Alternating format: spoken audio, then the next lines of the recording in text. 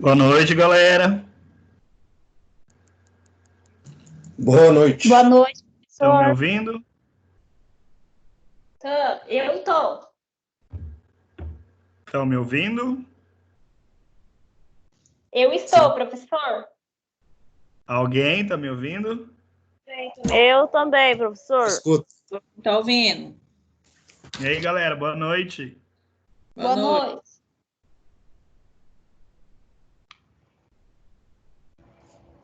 Acho que ele que não tá ouvindo a gente.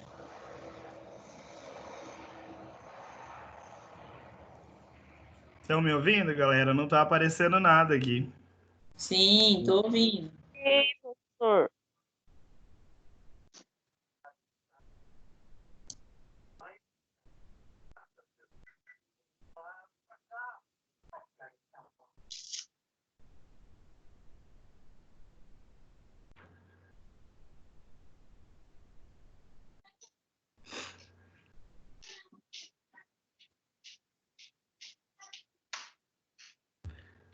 Alguém está ouvindo, galera? Liga o microfone aí para alguém que está ouvindo, Sim. porque eu não estou ouvindo Sim, nada. estamos ouvindo.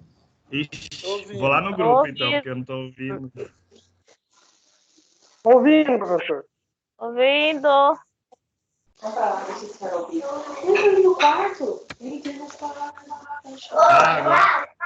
Agora deu certo. Agora tá certo? Tá ouvindo então? Sim. Ah, beleza, Sim, era tá o bem. meu. Era o meu que tava com problema.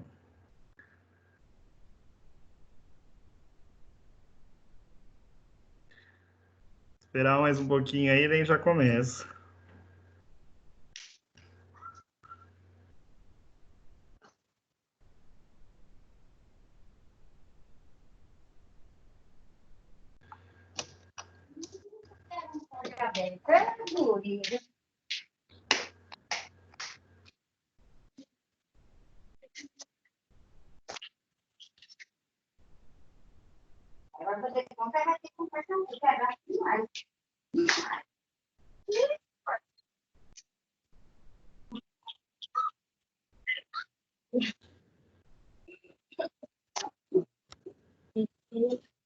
Amanda, vem secar meu cabelo. Anda.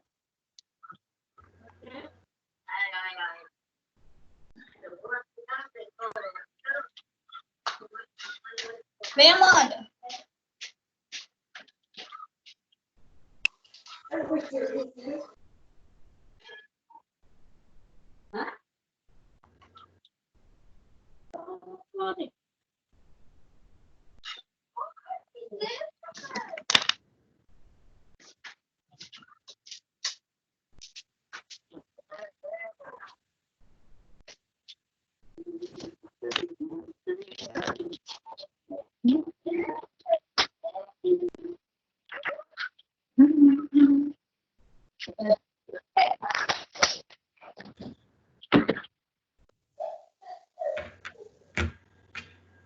Vem, Amanda.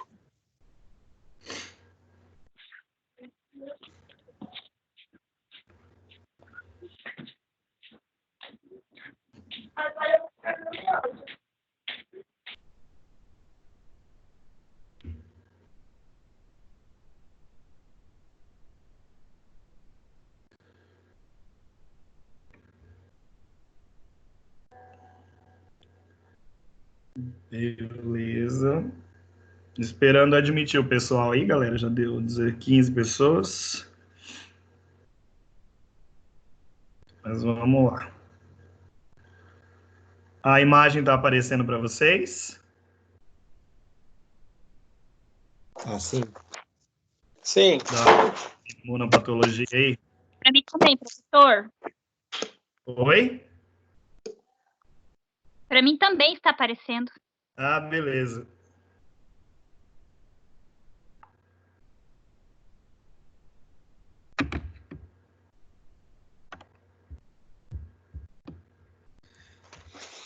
Pessoal, tá para cá. Vamos ver se vai aparecer mais alguém, mas vamos indo então, né? Galera, então, boa noite. Vamos dar continuidade, então, ao nosso livro lá de Patologia Geral. Essa já é a quarta unidade, então, unidade 4, a aula 1 da unidade 4. Beleza? E aí vocês podem encontrar essa aula no livro, mas aí daqui a pouco eu já envio para vocês também por WhatsApp, para vocês terem aula, porque não muda nada. É o livro. Pode falar. Eu comprei esse livro e onde que eu posso pegar eles? Eles não vêm pelo correio, né? Que já faz um tempinho. Eu creio que está na biblioteca, né? Só que agora eu acho que não tem ninguém lá. Ah, sim. Aí, então, quando voltar às aulas, eu pego. Menos uma preocupação. Obrigada. Ah, com certeza. Beleza. Então, galera, a gente vai dar continuidade nessa aula. Então, vocês vão encontrar na unidade 4, na aula 1. E é uma, como que eu vou dizer assim, faz parte da matéria de patologia, mas tem uma recordação no sistema imunológico, né? Vocês tiveram aula, tem gente para eu admitir, peraí, chegou gente, André Lúcio, ok. Então, a gente falou de imunologia, né, algum tempo, logo lá no primeiro, segundo semestre, vocês tiveram imunologia, né? Aí eu pergunto para vocês, quando a gente fala, então, de imunologia, imunopatologia, o que a imunologia é responsável pelo quê? O que a imunologia faz, o sistema imune?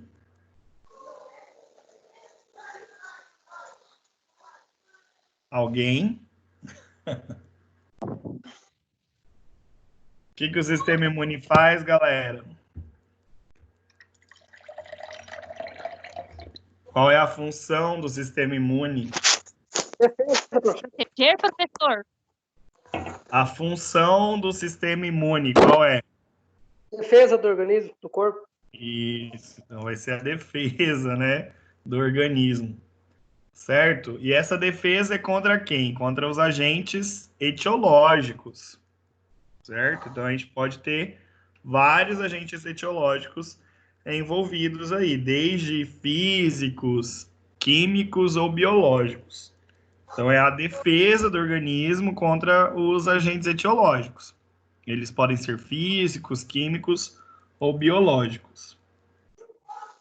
E até mesmo o sistema imune, ele participa na destruição de células neoplásicas, as células do câncer, tá? Então, o sistema imunológico também tem uma participação nas células neoplásicas.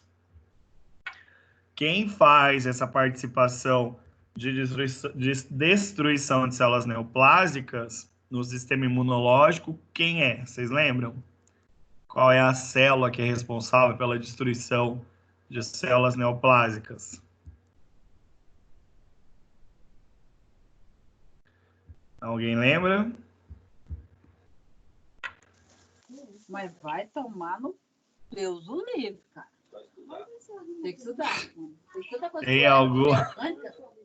Beleza, galera? Então, a responsável são as natural killers, as células NK, que fazem esse processo aí de destruição de células neoplásicas. A gente falou nas últimas aulas sobre inflamação. A inflamação seria o quê, então? É a resposta inicial do sistema imune, né? Então, a gente tem uma resposta inicial no sistema imune, que é o processo inflamatório. Então, é a resposta inicial.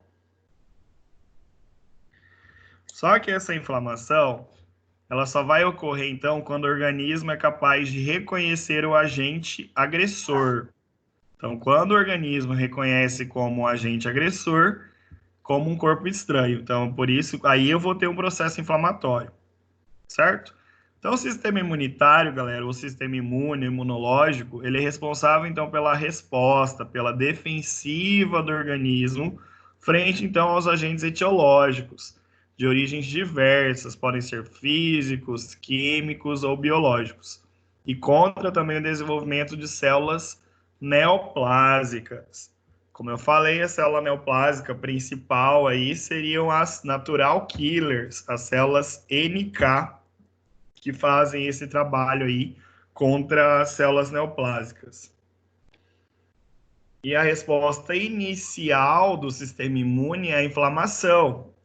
A gente já viu lá nas últimas aulas todo o processo inflamatório. Então, a inflamação, na verdade, é a resposta inicial do sistema imune. Beleza? Aí depois, então, isso acontece quando a gente tem o agente agressor, por exemplo, um corpo estranho. Aí depois, nesse caso, né, então, após a identificação e reconhecimento, as alterações vasculares e celulares da inflamação entram em ação, com a finalidade de deter o agente agressor. Então, o processo inflamatório, na verdade, ele existe ali com o intuito do quê? De deter aquele agente agressor, tá? Então, por exemplo, na hora lá de um corte, de um furo, de um ferimento, eu posso ter bactérias entrando ali naquela lesão, certo? E aí a inflamação, essa vascularização, todo aquele processo lá, a finalidade é deter o agente agressor, para que ele não ganhe a corrente sanguínea, né, e não venha causar danos. E também preservar a integridade dos órgãos e tecidos. Okay? A gente vai ter situações anormais dessa resposta imunológica, tá? Porque, assim, às vezes pode ter situação que eu vou ter uma resposta imunológica exacerbada, uma resposta muito grande perante a um agente etiológico, a uma doença. Por exemplo, isso vai dar prejuízos, tá? Então, essa resposta exagerada, ela vai dar prejuízos. Eu tenho situações aí por depósito de imunocomplexo, que a doença mais conhecida aqui da nossa região, que faz depósito de imunocomplexos, é a leishmaniose, tá? A leishmaniose, mais para frente vocês vão ver, que ela causa uma glomerulonefrite, é uma inflamação lá nos glomérulos renais. E isso por causa de depósito de imunocomplexos, que é o quê? Uma resposta anormal do sistema imunológico, é uma resposta exagerada. Outras causas de resposta anormal do sistema imunológico, eu posso ter imunodeficiências, que daí vai ser a falha dessa resposta imunológica, né? Então, tem as imunodeficiências. Eu vou ter casos de hipersensibilidades. Por exemplo, uma alergia é uma reação imunológica, tá? Só que ela é uma reação de hipersensibilidade. A gente vai ver mais para frente que eu tenho 4 tipos de hipersensibilidade, tipo 1, 2, 3 e 4. Essa relacionada com o processo alérgico, ela é a hipersensibilidade do tipo 1, certo? Isso é dono de cair em provinha de concurso, eles sempre colocam lá as 4 hipersensibilidades para vocês saberem qual que representa cada uma. Então, a hipersensibilidade do tipo 1, ela está relacionada com alérgenos, tá? Então, geralmente, picada de abelha, pólen, essas situações aí de alergia, tá? Então, a alergia, geralmente, é a hipersensibilidade do tipo 1. Eu estou falando aqui, galera, situações anormais da resposta imunológica, né? A gente sabe lá, já falamos agorinha, que o processo inflamatório é a primeira defesa, é a primeira coisa que acontece no sistema imunológico. Só que eu falei agora que existem algumas falhas no sistema imunológico. Ou eu vou ter falha na resposta, ou eu vou ter muita resposta. Quando eu tenho falha na resposta, eu tenho uma imunodeficiência. Quando eu tenho reações exageradas, exacerbadas do sistema imunológico, eu tenho situações de hipersensibilidades, certo? Eu tenho também situações de doenças autoimunes, que são aquelas doenças como pênfigo, lúpus, que são doenças assim que o próprio organismo é uma resposta contra o próprio organismo, certo? O próprio organismo, ele luta contra ele mesmo. E ainda eu tenho a situação do depósito imunocomplexo, que é um depósito proteico em tecidos e órgãos. Então, quando a gente falar de depósitos imunocomplexos, são depósitos proteicos. E isso pode acontecer em vários órgãos. Posso ter depósito nos olhos, no rim, nas articulações, em vários lugares. Tudo bem até aqui, então? Então, estamos falando de sistema imunológico, fisiopatologia do sistema imunológico, falamos sobre que o sistema imunológico é uma defesa, que a primeira defesa é o processo inflamatório, que eu tenho algumas situações anormais de resposta imunológica, que daí eu posso ter imunodeficiências, hipersensibilidades, doenças autoimunes e depósitos de imunocomplexos. Ok. Aí eu vou voltar lá. Aí tem aquela situação, galera, que a gente falou lá no segundo semestre, que a gente tem a imunidade inata e a imunidade adquirida ou adaptativa. Essa imunidade inata é aquela que eu tenho barreiras, né? Por exemplo, como a pele, o muco, os cílios, representadas então pela primeira barreira, digamos assim, a primeira defesa, é a imunidade inata, certo? Representada então por barreiras, como barreiras físicas, como a pele, eu posso ter o muco, posso ter cílios. As células aqui representadas, participam os macrófagos, os polimorfonucleares, né, que são aquelas células que fagocitam, a gente já falou sobre isso também, e as células natural killers. Essa célula natural killer, que representa, então, aquelas células que participam de processos relacionados com neoplasias. A imunidade inata é aquela que é inespecífica, tá? Ela não é específica como a imunidade adquirida, que a gente vai ver depois, tá? Então, ela é uma resposta do tipo inespecífica. E ela participa do sistema complemento, tá? O sistema complemento também faz parte da imunidade inata. Mas mais para frente a gente vai olhar nos slides sobre esse sistema complemento. Ok? Aí eu tenho a situação da imunidade adquirida ou adaptativa, que vai ser a imunidade do tipo celular ou humoral, que vai ser representada pelos linfócitos T e B, certo? Especificamente. Então, a imunidade celular é representada pelo linfócito T e a imunidade humoral representada pelo linfócito B. Ok? Aqui na inata eu não tenho linfócito, tá? Uma célula que lembra um linfócito é a natural killer, mas é outro tipo de linfócito. Aqui, então, os linfócitos, que são realmente os soldados lá em relação à defesa, ele está relacionado com a imunidade adaptativa, que é a imunidade do tipo específica. Aqui eu não tenho o sistema complemento, ou se ele participa pouco, eu tenho mais a presença de anticorpos aqui no sistema, na imunidade adaptativa. Printaram aí, tá essa tela, já tá salvo. Tem que saber isso aí, galera. Entenderam essa parte? Alguém tá ouvindo? Sim, ouvindo. Sim, entendeu? Vocês estão morrendo aí. Estão morrendo. Ok, É o então. frio. Ah, tá bom. Então, em relação à imunidade inata, ela também é denominada de não específica, como a gente já falou, ela não é específica e pode ser a primeira linha de defesa do organismo.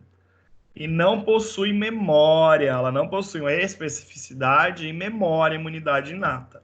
Então, isso tem que saber, que ela é não específica, é a primeira linha de defesa, não tem especificidade, não tem memória, tá? Isso tudo pelo antígeno. O antígeno vai ser o causador da doença. Pode ser uma bactéria, pode ser um vírus, enfim. Ele é um antígeno. Ou seja, responde, então, de forma geral aos agentes antigênicos. Então, a imunidade inata ela é uma resposta geralzona, assim, ela não é específica. Chegou alguém, vamos ver, Eneliane. Para mim que eu já tinha admitido. Ok. Então, os mecanismos de defesa inata incluem as barreiras corporais, como a pele, a mucosa do trato digestório e respiratório, tá? Então, os mecanismos de defesa inata incluem as barreiras corporais, como pele e mucosa do trato digestório e respiratório, certo? Uma das barreiras, tá? Então, vai ter barreira corporal, como pele e mucosas. Alterações fisiológicas também é um tipo de imunidade inata, como, por exemplo, o suco gástrico. Dependendo de algumas bactérias, elas chegam no suco gástrico e elas já são destruídas ali mesmo, por causa do pH ácido e até mesmo situações de aumento da temperatura. Certo? Então, tudo isso aqui é imunidade inata. Barreira corporal, pele, mucosa, alterações fisiológicas, como pH do estômago, aumento da temperatura. A própria resposta inflamatória ela é do tipo imunidade inata, porque vai ter as alterações vasculares e celulares no local da lesão e no organismo. Certo? Então, imunidade inata é aquela inespecífica, que vai ser a primeira barreira, a primeira linha de defesa e tal. Aqui é só para elucidar que seria uma barreira de proteção, né? Um epitélio pseudoestratificado lá, com muco, já seria uma barreira de proteção. As principais células, isso é legal, saber quais são as células, então, que participam da imunidade inata. São os fagócitos. Já estão cansados de saber que fazem o que? A fagocitose. Então, eles vão chegar, vão englobar a partícula viral ou bacteriana, enfim. Por exemplo, os neutrófilos, cansados de ouvir do neutrófilo, é o primeiro soldado que vai, a primeira linha de defesa. Posso ter monócitos no sangue e macrófagos no tecido. Sempre lembre disso. O monócito é no sangue e o macrófago tecidual. Eu ainda tenho as células natural killers, as NK, certo? Quem já falou. Célula natural killer está participando do quê? Da destruição de quem? Das células do câncer. Isso, células neoplásicas, né? Bonitinho assim, mas é do câncer. Ok. E ainda eu posso ter sistemas de, ainda como células ali participando da imunidade inata, as proteínas plasmáticas do sistema complemento, certo? É um sistema imunológico que existe, representado por algumas proteínas, né? Que é a C3 e a C5, vai ter mais para frente, e é o que participa da imunidade inata e o sistema complemento. Então, saber isso, saber que eu tenho os fagócitos, que são os neutrófilos, monócitos e macrófagos no tecido, as células natural killers, e eu ainda tenho as proteínas plasmáticas do sistema complemento. E esses fagócitos, eles são ativados, então, por meio de receptores na superfície das membranas.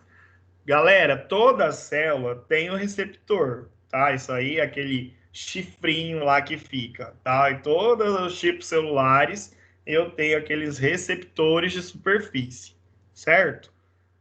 Então, esses fagócitos, eles também têm esses receptores. E é eles que são ativados, então, através desses receptores, as quais se ligam aos antígenos e realizam a fagocitose.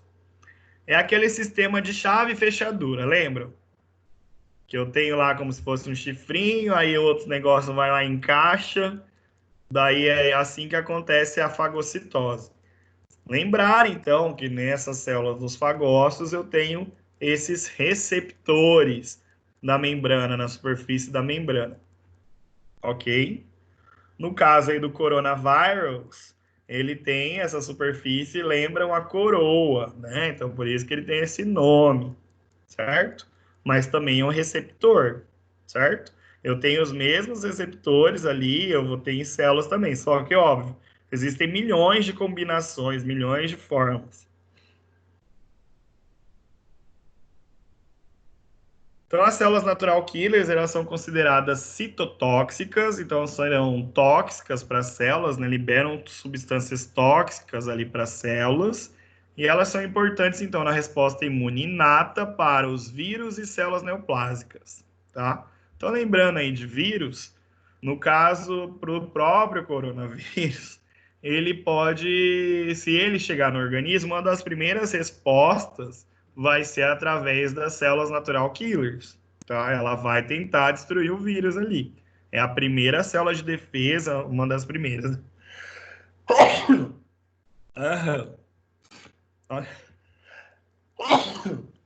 Ainda bem que não vai. Ainda bem que eu tô em casa, né, velho? Ok, células natural killers participam contra vírus e células neoplásicas. Aí a característica morfológica dessas células natural killers são semelhantes, então, aos linfócitos T. Só para lembrar, assim, que eles são, lembram os linfócitos T, porque eles têm grânulos na superfície ali, ó, tá? Só para imaginar ali, tem uns grânulos ali, ó. Viagem. Certo? E eles são liberados pelas células e causam destruição do antígeno. Isso é importante por quê? Porque as células natural killers, elas não fagocitam, tá? Elas não são fagócitos. Então, elas liberam esses grânulos para fazer a destruição da célula, certo? Então, faz uma lise da célula-alvo, ela destrói a célula. Perguntinha de verdadeiro ou falso, pegadinha isso aí, ó. Então, quando falar de célula natural killer, saber que ela não é um fagócito. Ela faz parte da imunidade inata, tal, só que ela tem grânulos na superfície, que ela vai jogar esses grânulos na célula, no antígeno, e irá destruir, então, esse antígeno através desses grânulos. Ok? Então, essas células natural killers apresentam receptores de ativação. Oi? Beleza. As células natural killers, então, apresentam receptores de ativação e inibição. Ó, isso aqui começa em bananar, tá?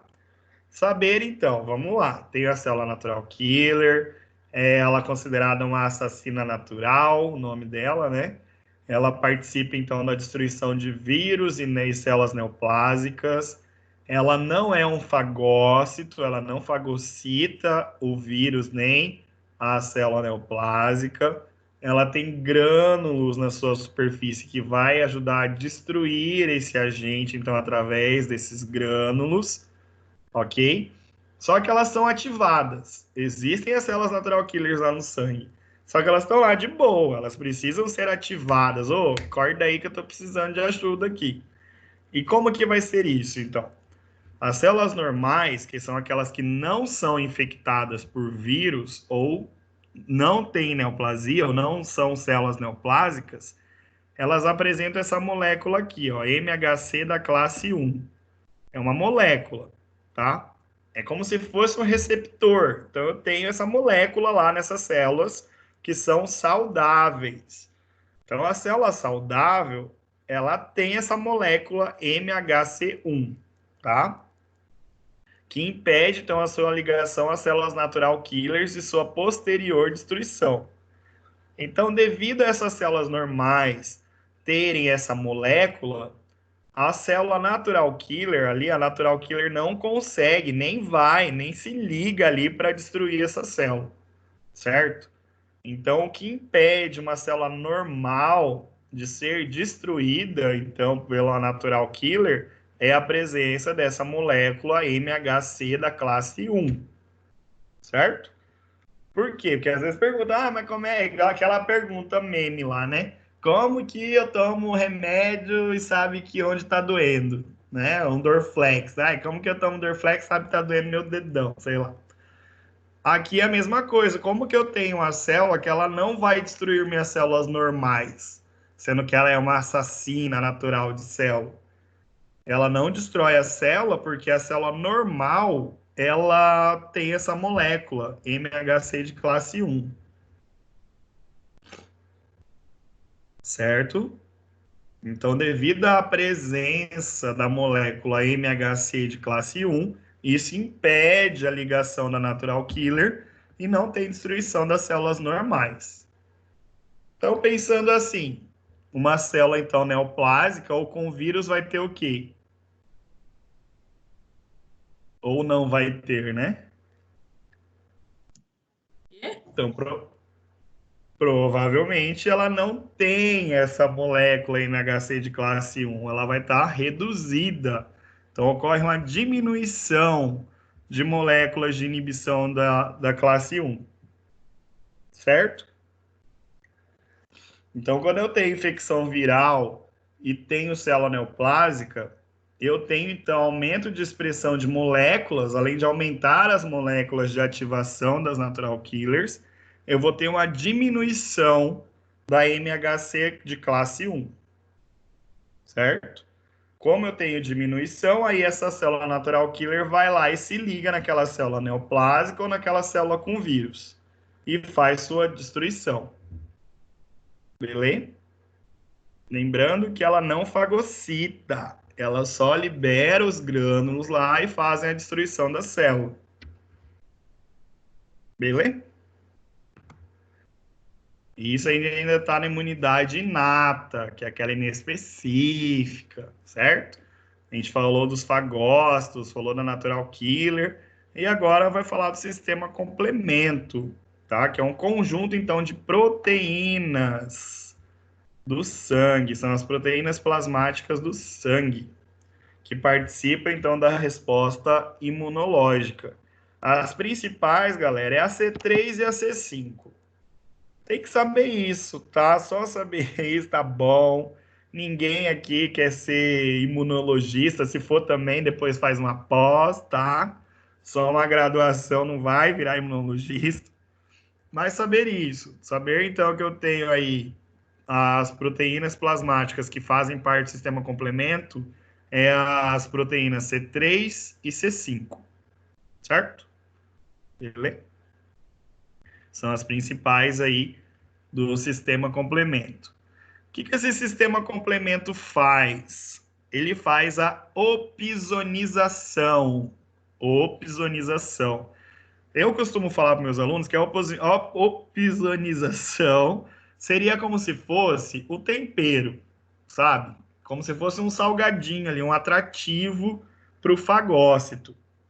Então, o sistema complemento, que é representado pelas proteínas C3 e C5, eles fazem, então, a opsonização. Isso faz o quê? Recobre a superfície do antígeno. Então, eu vou ter lá a situação de uma bactéria, de um vírus no sangue, o sistema complemento vem ali, essas proteínas C3 e C5, e recobrem a superfície desse antígeno, desse vírus ou dessa bactéria. Isso para fazer o quê? Facilitar a interação e o fagócito e a fagocitose pelos fagócitos. Então, é como se fosse, igual eu falei, um tempero, digamos assim.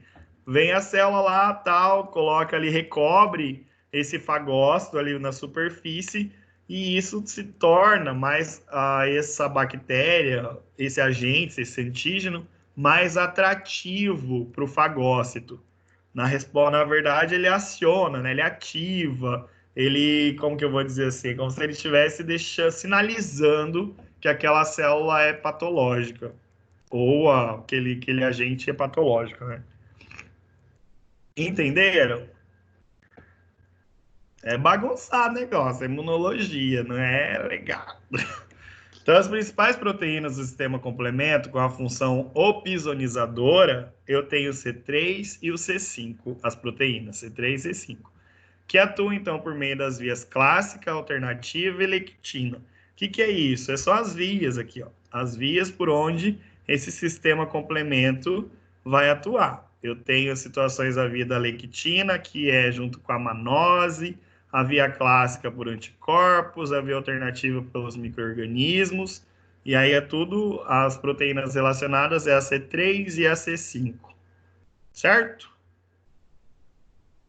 E aqui tem uma situação, por exemplo, então eu vou ter o sistema complemento ficando, então, na superfície de uma bactéria, representada, então, pelo C3 e C5, considere esse 4 aqui, e aí vem o fagócito e fica mais atrativo, entendeu? Ele aciona, ele ativa ali, para mostrando que aquela bactéria, ele ou aquele agente é um antígeno para poder ser fagocitado.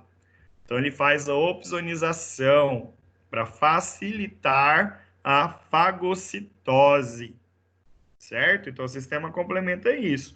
Faz a opsonização, fazendo com que facilite a fagocitose, certo? Isso tudo é da imunidade inata. Então, fechamos imunidade inata. Imunidade inata, então, é aquela que é inespecífica, que ela é representada pelas barreiras, ela pode ter situações de muco, cílios, tudo isso é imunidade inata. Tem participação das células natural killers, tem a participação do sistema complemento, ok? Então, isso é imunidade inata. Como imunidade adquirida, ela é considerada, então, a segunda linha de defesa, por ser específica e apresentar, então, a capacidade de memória contra os agentes antigênicos. Então, essa aqui é aquela de memória. Então, por exemplo, eu vou ter lá uma situação de uma infecção viral, o que vai ajudar que eu não tenha mais aquele vírus, que eu tenha resistência ao vírus da catapora, por exemplo? Seria a imunidade adquirida. Tá? Existe uma resposta contra aquele vírus, certo? Então, ela é dividida em duas principais formas. Eu tenho a imunidade adquirida do tipo celular e a imunidade humoral. Quando a gente fala de imunidade celular, ela é representada, então, pelos linfócitos T, certo? E contra agentes, então, intracelulares. Então, são agentes intracelulares, imunidade linfócito T. Resposta do tipo imunidade celular. Celular, linfócito T, intracelular. Imunidade humoral, linfócitos B, contra agentes extracelulares e toxinas.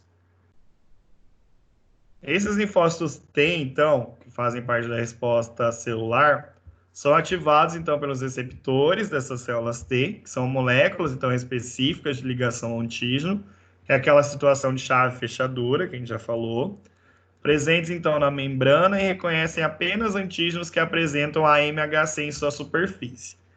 Aqui, ó, que doido. Lá, na Natural Killer, se tivesse a MHC de classe 1, não ligava. Aqui, precisa, então, de ter as moléculas, né? Essas moléculas na membrana ali. Então, existem dois tipos de MHC, a classe 1 e a classe 2. Essa classe 1, então, está presente em todas as células nucleares de mamíferos, tá? Então, em todas as células. Então, por isso que quando eu tenho lá a célula, não se liga, que é uma célula normal. Ela vai ser patológica, então, quando ela tiver um problema, ela vai perder essa situação ou vai diminuir. Por isso que a Natural Killer se liga. Então, a classe 1 está presente em todas as células nucleares de mamíferos e mamíferos vertebrados. E a classe 2 está presente nas células apresentadoras de antígenos. Então, eu vou ter células que apresentam aquele antígeno, aquele agente ali. Por exemplo, os linfócitos B, células dendríticas e macrófagos. Então, lá no linfócito B, eu tenho classe 2, células dendríticas e macrófagos. Eu vou ter classe 2, né? MHC de classe 2. Beleza? Doido, né? Então, eu vou ter situações aí do linfócito C, são classificados em linfócito T auxiliar, que é o CD4, e o citotóxico, que é o CD8. O próprio nome já diz, citotóxico, tem a citotoxicidade. O CD4 ele tem a função, então, de produzir e liberar citocinas e interleucinas, as quais, então, vão auxiliar na defesa imune contra os micro-organismos. Então, essas interleucinas e citocinas auxiliam na defesa, certo? Então, quando eu falar que eu tenho citocina e interleucina, é CD4. Já os linfócitos CT citotóxicos, CD8, têm a função do quê? De destruir as células com agentes intracelulares. Então, aqui, ela geralmente destrói aquela célula que tem um vírus, por exemplo.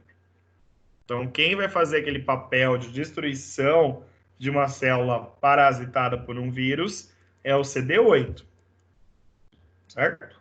Geralmente. Então, CD4 eu tenho interleucinas e citocinas, CD8 destrói agentes intracelulares, então aquelas geralmente relacionadas com vírus. Aquilo ali foi linfócito T, tá? Então, o linfócito T foi, a gente falou lá que ele representa a imunidade celular. Agora a gente vai para a imunidade humoral, que é representado pelo linfócito B. Esse linfócito B, ele se desenvolve em duas fases. Eu tenho ele nos órgãos linfóides primários e órgãos linfóides secundários. Então, eles são oriundos daí, linfócitos B de órgãos linfóides primários e secundários. Primários eu tenho a medula óssea, independente de haver antígenos, de forma independente de antígenos, e órgãos linfóides secundários. Quem seriam os órgãos linfóides secundários? O baço, as placas de Peyer, o linfonodo, a bursa de Fabrícios, que a gente falou na aula, né, de aves, beleza? Então, esses linfócitos B, após a sua ativação, podem se tornar células de memória, com a mesma especificidade e reconhecimento ao antígeno que o sensibilizou, para que uma nova estimulação reconheça-o e secrete anticorpos. Então, é ele que vai ser responsável pela memória, tá? Principalmente o linfócito B, que é responsável pela memória. Certo, galera? Agora vem a parte legal, assim, para falar um pouquinho de doença. Certo? Que a nossa aula de hoje é imunopatologia. Então, são as doenças relacionadas com o sistema imune. Então, a gente falou lá a função do sistema imune, falou lá da diferença em imunidade inata e imunidade adquirida, tá? Imunidade adquirida é aquela, então, que eu vou ter resposta, vou ter uma lembrança, vou ter uma memória, representada por linfócito T e linfócito B. Linfócito T está relacionado com imunidade celular, linfócito B é imunidade humoral, certo? Linfócito T eu tenho CD4, CD8. Linfócito B é ele que vai ser responsável pela lembrança, pela memória quanto aos antígenos, certo? E agora a gente vai falar sobre doenças. A gente falou lá de hipersensibilidade, que é uma das alterações, então, quando eu tenho uma resposta imune, tá? Então, a resposta imune ela pode apresentar variações anormais frente a alguns agentes antigênicos. Então, de forma geral, classificam-se em 3 grupos. Eu vou ter, então, situações de hipersensibilidade, certo? Que é geralmente aquela resposta exagerada do organismo. Eu vou ter situações de doenças autoimunes, que é o próprio sistema imune destruindo suas próprias células. E casos de imunodeficiências, que é aquela que o organismo não produz, então, ou produz em números insuficientes células de defesa, certo? Quando a gente fala de hipersensibilidade, então são definidas como a reatividade anormal a um antígeno específico, tá? Então vai ser uma resposta anormal ali a um antígeno. Por exemplo, o veneno da abelha, o pólen, alguma substância alergênica, né? Um alérgeno. Um exemplo, né? Que resulta em reações patológicas no organismo do animal. Então, essa hipersensibilidade ela vai ser classificada em 4 tipos. Hipersensibilidade do tipo 1, do tipo 2, do tipo 3 e do tipo 4. De acordo, então, com os mecanismos da resposta imune. Então, vamos lá. Cada uma é de um jeito e é isso que geralmente cai em prova de concurso, os concurseiros aí. Quando a gente fala de hipersensibilidade do tipo 1, ela vai ser relacionada ao quê? A alérgenos, tá? Então, ocorre, então, de forma imediata a exposição a um antígeno, o qual, neste caso, é chamado de alérgeno. Então, a hipersensibilidade tipo 1 relacionado com alérgenos. Existe, então, a produção e liberação de IgE, que é uma imunoglobulina E, né? Que estimula os mastócitos, os basófilos e os eosinófilos. Lembra que os eosinófilos estão presentes, então, nas verminoses e alergias? Justamente por isso, porque os mastócitos, basófilos e eosinófilos são atraídos ali pela liberação da imunoglobulina E. Ocorre, então, a liberação dos seus grânulos citoplasmáticos. Lembram que o eosinófilo é todo cheio de grânulo róseo, vermelho? Então, ocorre, então, a liberação desses grânulos citoplasmáticos que contêm substâncias vasoativas, como, por exemplo, as histaminas e citocinas, que vão atrair, então, células de fase aguda da inflamação, como os neutrófilos. Então, o que acontece, galera? Vai entrar uma substância, o animal foi ferroado lá por uma abelha, acontece naquele momento a liberação de IgE, de imunoglobulina E.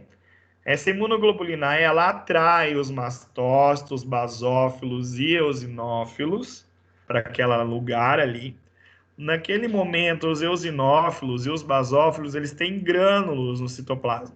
Eles liberam, então, esses grânulos do citoplasma, naquela região, e dentro desses grânulos eu tenho substâncias como a histamina e citocinas.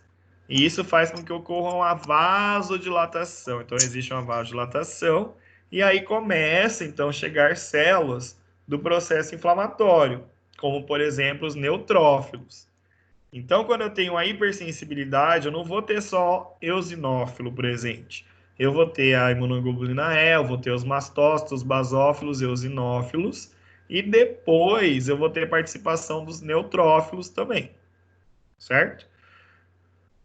Então, os principais efeitos locais e sistêmicos desse processo aí de alergia, eu vou ter o quê? A vasodilatação, o edema, a produção do muco, prurido, que é a coceira, então vai ter coceira ali, e o eritema, que é o vermelhidão.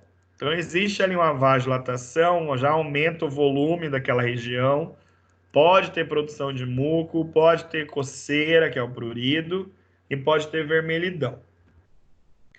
Mais ou menos assim. Então, eu vou ter lá a substância que causou alergia, o alérgeno, né?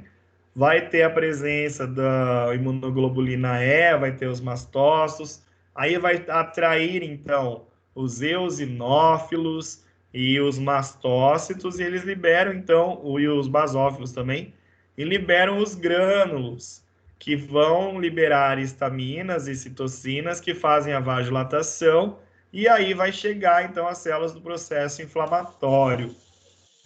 Entenderam a hipersensibilidade do tipo 1?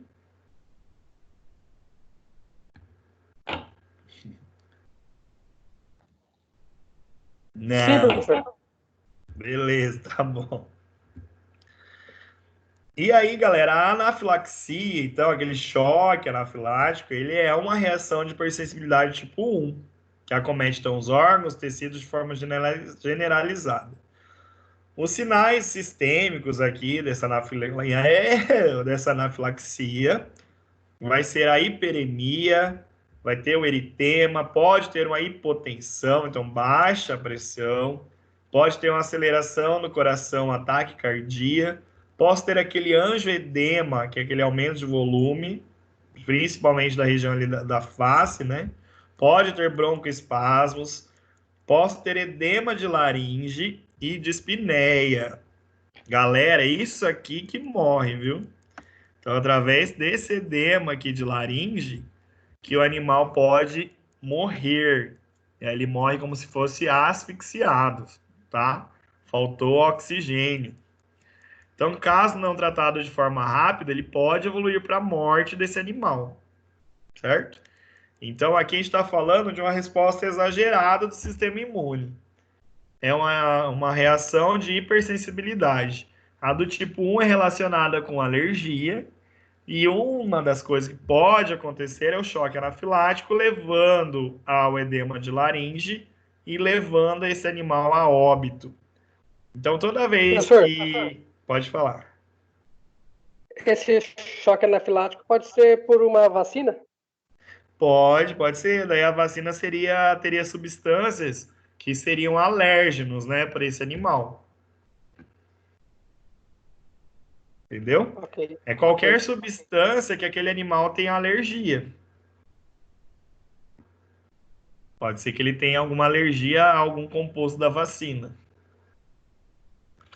Seria qualquer alergia, qualquer coisa, desde, sei lá, um spray, uma substância, qualquer coisa que causasse alergia no animal.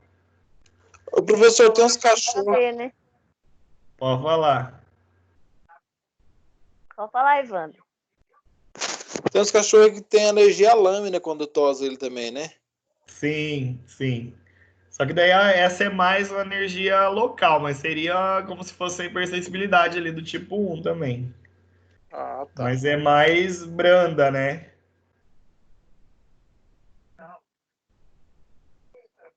Certo? Certo. Beleza. Ok. Então, isso seria a hipersensibilidade do tipo 1. Quando a gente tiver a do tipo 2, vai ser aquela relacionada com transfusão de sangue. Então, sabe quando vocês vão fazer uma transfusão e pode ser que dê uma reação ali com esse sangue que você vai fazer a transfusão. Essa reação, quando existe essa reação, ela é considerada uma hipersensibilidade do tipo 2, certo? Outras causas são as doenças hemolíticas autoimunes, então tem algumas doenças hemolíticas que o próprio sistema está destruindo as células vermelhas.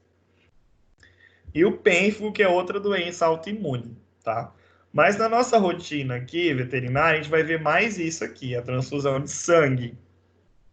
Então, a transfusão de sangue ela é uma hipersensibilidade do tipo 2, certo?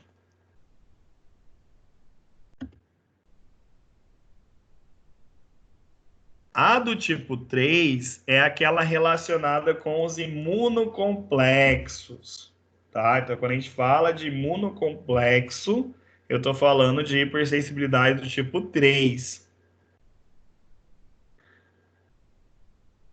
E o que é esse imunocomplexo? São compostos, então, insolúveis, então não são solúveis, formado pela interação de antígeno-anticorpo.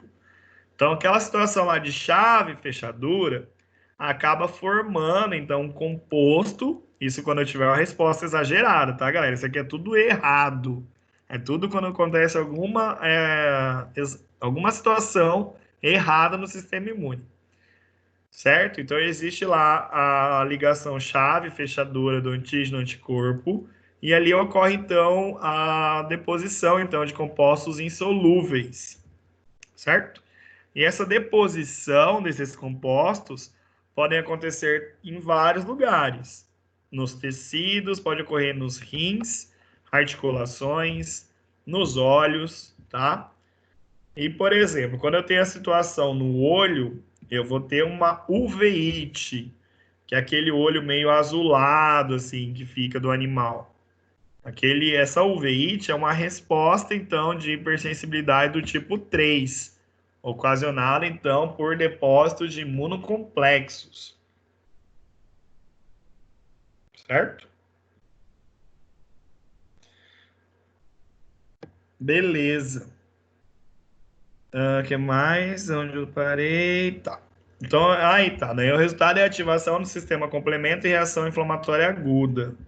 As doenças por imunocomplexo são decorrentes, então, desse tipo de hipersensibilidade. A gente vai ter aí, então, glomerulonefrite, quando eu tenho deposição, então, de imunocomplexo nos rins. E quando eu tenho deposição de imunocomplexos, então, nas articulações, eu tenho uma artrite imunomediada. Certo? Então, quando a gente falou de hipersensibilidade tipo 1, está relacionado com alérgenos. Tipo 2, transfusão de sangue. Tipo 3, depósitos de imunocomplexos. E tipo 4, já é representada pelo processo tardio de hipersensibilidade. Aqui vai ser mais relacionado com transplantes, né? Quando eu tenho rejeição de transplantes. A própria tuberculose, ela pode levar a uma hipersensibilidade tipo 4. e doenças alérgicas crônicas, certo? Então, quando for crônico, hipersensibilidade tipo 4, certo? Beleza? Então, tipo 1, alérgenos, tipo 2, transfusão de sangue, tipo 3, imunocomplexos, tipo 4, uma coisa crônica, doenças alérgicas crônicas. Aí a gente vai criar um tópico aqui só para falar das doenças por imunocomplexos, certo? Então, as doenças por imunocomplexos são provocadas, então, pela hipersensibilidade do tipo 3. Nestes casos, a associação entre anticorpo e antígeno, aquela questão de chave fechadura, leva à deposição, então, deste complexo insolúvel em órgãos e tecidos.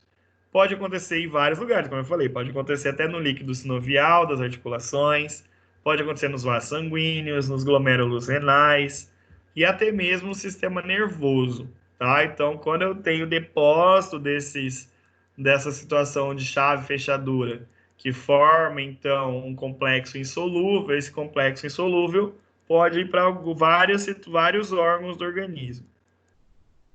Então, a presença desses imunocomplexos nos locais leva à ativação do sistema complemento e dos macrófagos.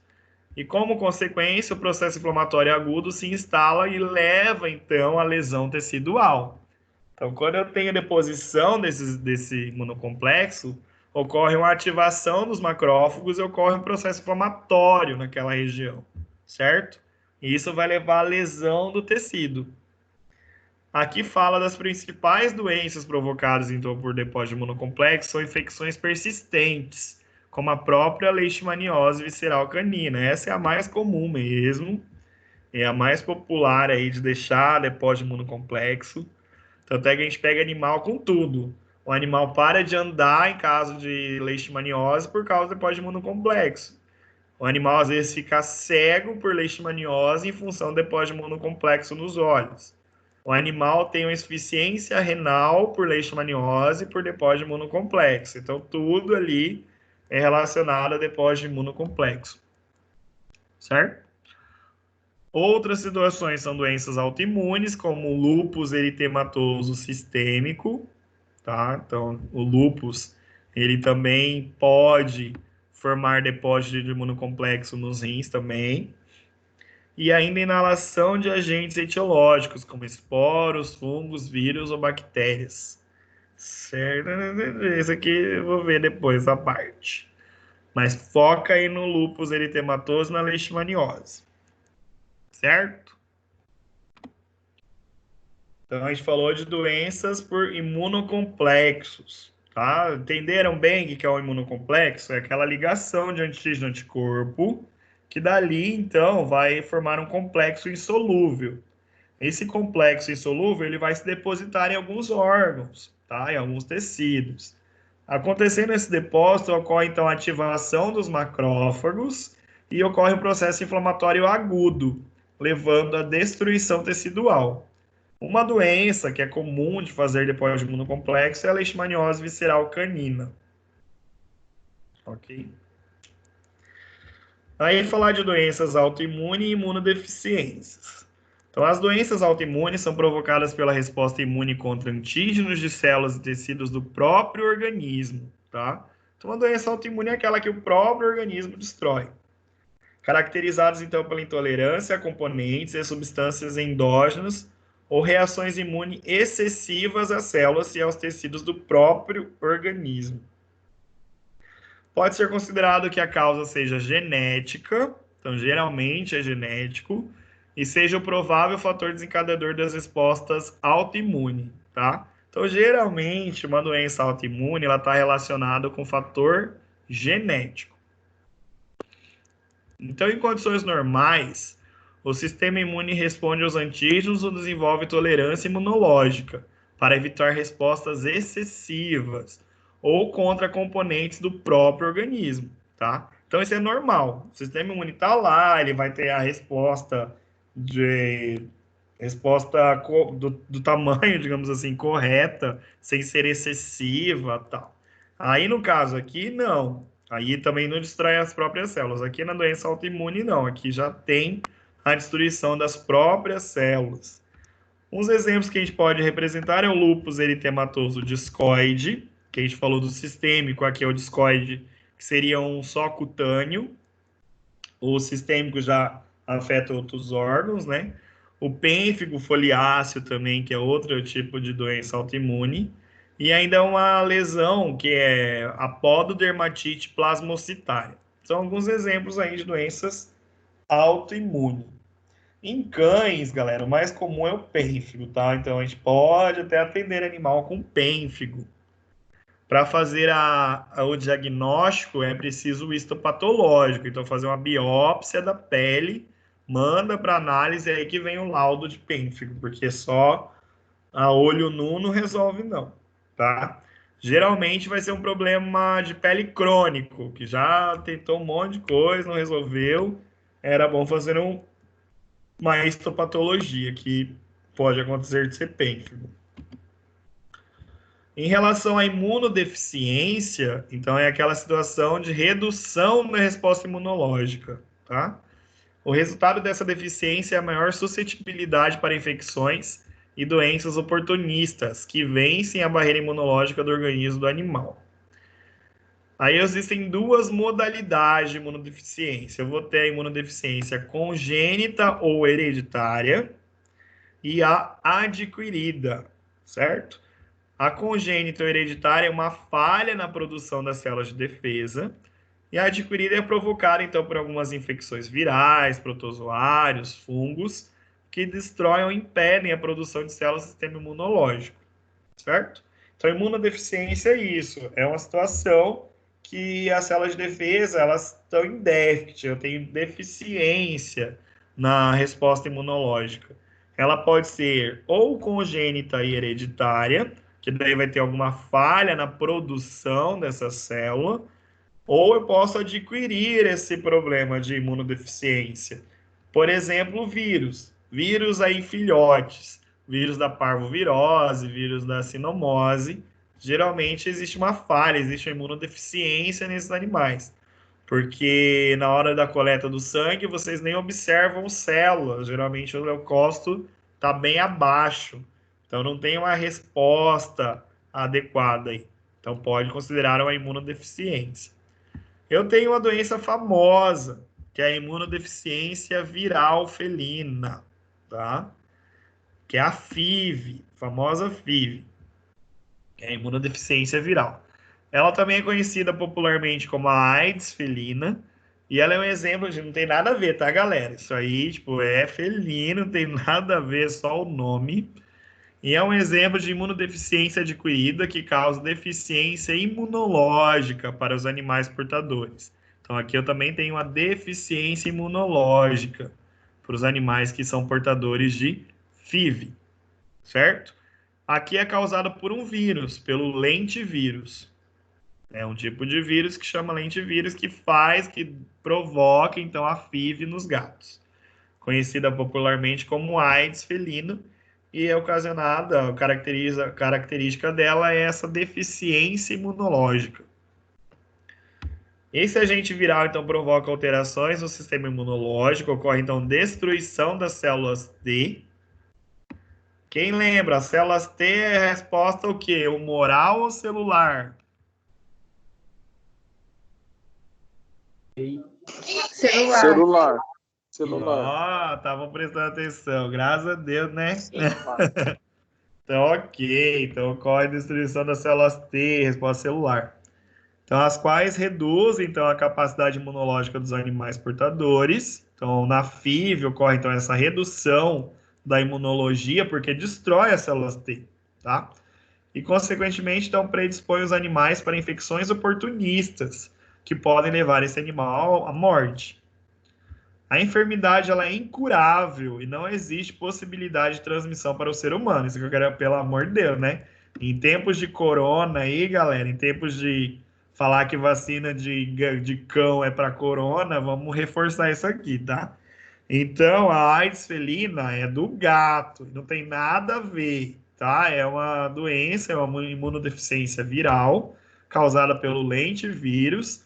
Ocorre destruição de células T, então por isso que esse animal tem uma imunidade baixa E ele, então, pode pegar vários tipos de doença em função da FIV. E ela é uma doença do gato, certo? Não passa por ser humano, certo?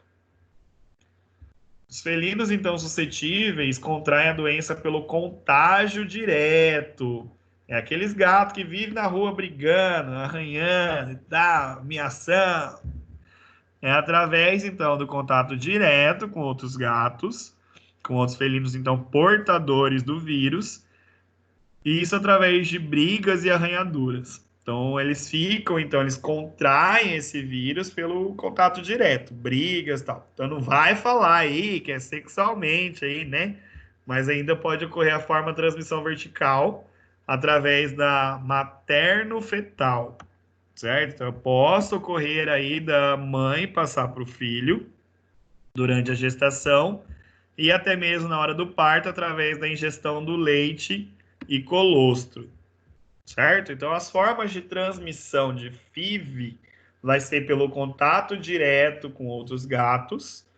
Isso é importante porque, galera, quando vocês estiverem lá clinicando, vocês vão atender um gato que foi adotado, tal, e o gato assim, não melhora, ele vive doente e tal. Aí você vai fazer o exame de FIV, dá positivo, certo? Se for o caso, vai dar positivo.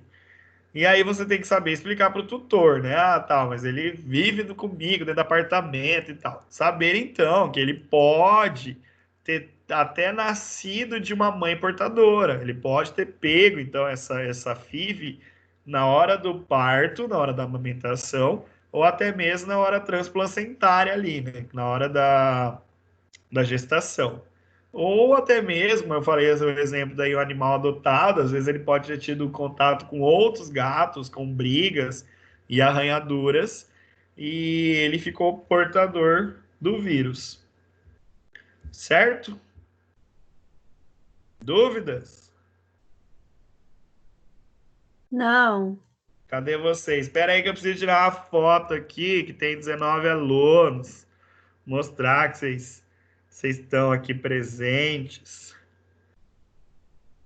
Espera aí um pouquinho. Quem puder, só ligar a câmera aí, galera, pra gente bater uma selfie, mostrar que tá tendo aula, né, com 19 alunos.